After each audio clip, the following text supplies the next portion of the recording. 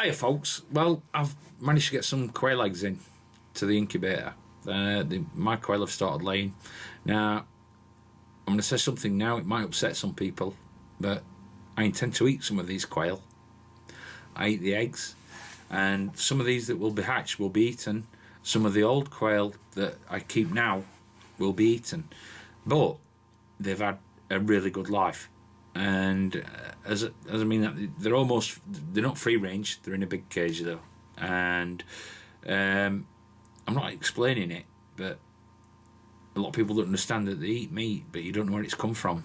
I know exactly what these birds have been fed. I know exactly how they've lived, and I know exactly how they'll be slaughtered, and they'll be slaughtered humanely, and I'll say thank you.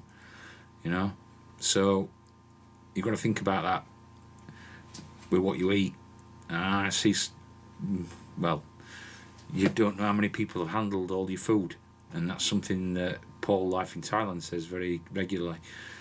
You go and buy a piece of meat. If you eat meat, you don't know how it's been treated all its life. If you don't eat meat, you don't know how them animals have been treated all their life. I know how these animals have been treated. They've been treated with respect, and have always had food and water and space and a way to live. So, other than that, I want to show you my eggs. Hopefully some will hatch, some will be eaten, some will be kept for breeding, and some will be kept for eggs. So, I'll get on with it. It's nice to be nice. So guys, the quail hatch is on. 2018. Some of these have been fridge for a couple of days.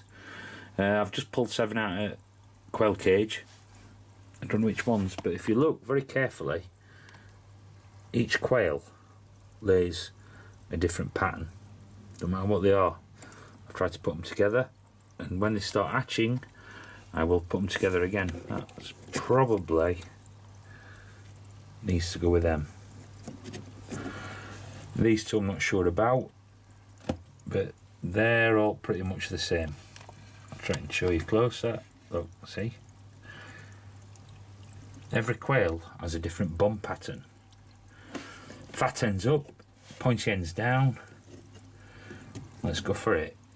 In 16 days, might have some more quail. I've put some water in. I haven't had it running. I should have run it for a I should have really run it till the temperature's right, but I'm going to monitor it now. I changed the position of the sensor last year so that the temperature is at that level, the level of the eggs. So I'm going to set her running and see what happens. Eggs and meat.